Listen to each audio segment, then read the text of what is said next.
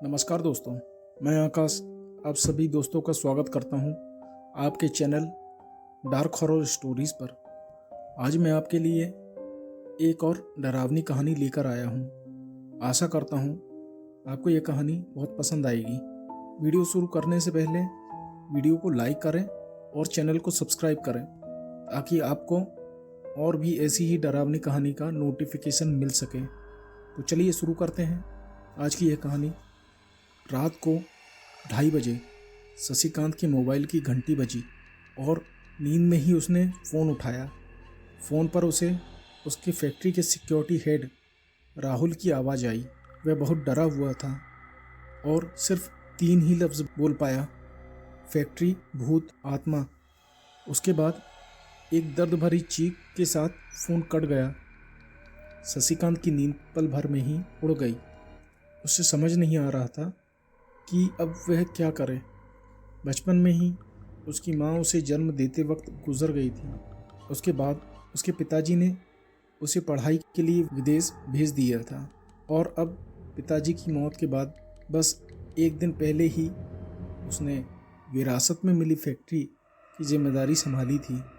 उस फ़ोन के बाद उसने तुरंत ही फैक्ट्री मैनेजर विश्वास को फ़ोन लगा के फैक्ट्री पर बुलवाया और ख़ुद भी फैक्ट्री की ओर निकल पड़ा।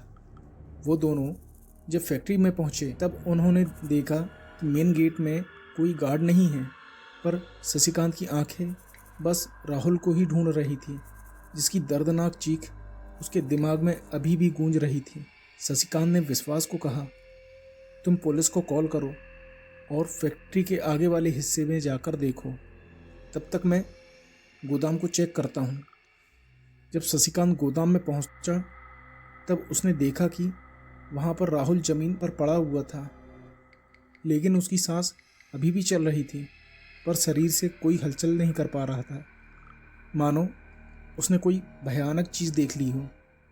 उसी वक्त शशिकांत ने एक और दर्द भरी चीख सुनी जिससे उसका कलेजा कांप उठा। वह चीख थी मैनेजर विश्वास की। शशिकांत ने जल्दी से दौड़ लगाई और फैक्ट्री में पहुंचकर देखा कि डरा हुआ विश्वास बाथरूम के एक कोने में बैठकर रो रहा था और बार बार एक ही लाइन बोल रहा था, वह वापस आ गई है, वह वापस आ गई है, अब वह किसी को नहीं छोड़ेगी, सब मरेंगे, सब मरेंगे। वह मानसिक संतुलन खो बैठा था। तब तक फैक्ट्री में एम्बुलेंस और पुलिस आ चुकी थी। शशिकांत ने पुलिस आने के बाद उनको अपना बयान दिया और घर के लिए रवाना हो गया। पर जाते वक्त उसे एक बात महसूस हो रही थी कि वह अकेला नहीं है, कोई तो उसके साथ चल रहा है। वो जब कार के पास पहुंचा तब कार का एक दरवाज़ा खुला हुआ था। उसे अच्छी तरह से याद था कि उसने कार के सभी दरवाजे लॉक किए थे। शशिकांत को कार चलाते वक्त कार की पिछली सीट पर किसी के होने का एहसास होने लगा था। उसी वक्त उसे पुलिस निरीक्षक का कॉल आया कि विश्वास की एम्बुलेंस में ही रहस्यमय तरीके से दम घुटने से मौत हो गई है और राहुल ने भी होश में आने के बाद एम्बुलेंस में ही एक कांच के टुकड़े से खुद का गला काट लिया है।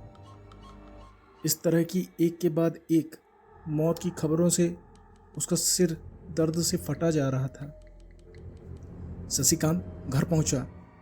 इतना सब देखने के बाद उसे नींद तो आने वाली नहीं थी, इसलिए वह लाइब्रेरी में बैठ के किताब पढ़ने लगा। उसे अचानक आसपास कुछ हलचल सी महसूस हुई। तभी उसे खिड़की से अंदर आने वाली चांद की खूबसूरत रोशनी में एक जानी पहचानी हसीन लड़की की परछाई नजर आई। शशिकांत को पता नहीं उस परछाई से डर नहीं लग रहा था। वह लड़की बोली, कैसे हो शशिकांत? हकलाते हुए बोला, कौन हो तुम और मेरा पीछा क्यों कर रही हो? मैंने तुम्हारा क्या बिगाड़ा है? वह बोली, मैं वही हूँ जिसके साथ तुम्हारी बचपन की कुछ सुनहरी यादें हैं, जिसके साथ तुम स्कूल जाया करते थे, पूरा दिन हम साथ बिताया करते थे। क्या तुम मुझे भूल गए हो? फिर शशिकांत की जुबान पर उसका नाम आया, स्वाति।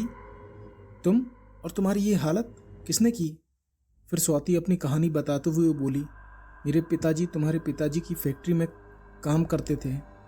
वे फैक्ट्री के सारे सामानों और ट्रांसपोर्ट का मैनेजमेंट देखते थे। उस समय से ही फैक्ट्री में पैकिंग के काम में गड़बड़ी हो रही थी, तो उन्होंने इस बात की सच्चाई जानने के लिए फैक्ट्री में ये सब काम किसके कहने पर हो रहा है।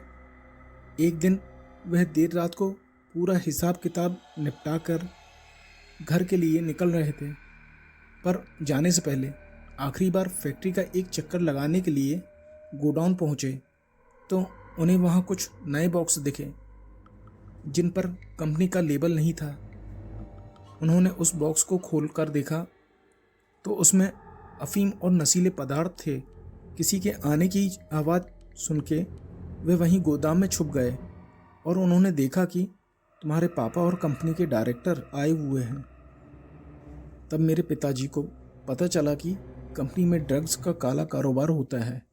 उन्होंने पिताजी को उस रात पकड़ लिया और मार के कंपनी के पीछे गोदाम में दफना दिया। मरने से पहले मेरे पापा ने यह सब बात मुझे फ़ोन पर ही बता दी थी, और जब मैंने पुलिस को लेकर कंपनी में पहुंची तो मुझे इस बात का पता नहीं चला कि पुलिस वाले भी उनसे मिले हुए हैं। उन्होंने मेरी इज्जत के साथ खेलकर मुझे भी उसी ज़मीन में दफना दिया था जहां मेरे पापा को दफनाया था। इसके बाद मैं और मेरे पिताजी की रूह ने उन सभी लोगों को मार दिया जिन्होंने मुझे और मेरे पिताजी को मारा था। जब राहुल, जो तुम्हारे फैक्ट्री का सिक्योरिटी हेड है, मैंने उसे जब असली रूप दिखाया तो वह पागल हो गया, और तुम्हारे मैनेजर विश्वास को, जो ना जाने कितनी ही जिंदगियों को नशे की लत लगाई होगी, उसे भी भयानक मौत दे दी। और आज मैंने और पिताजी ने सबको ख़त्म करके अपना बदला पूरा कर लिया है, पर हमारी आत्मा को मुक्ति नहीं मिल सकती, क्योंकि मेरे 6 साल के छोटे भाई विशाल का इस दुनिया में अब कोई नहीं है। वो अनाथालय में दिन काट रहा है।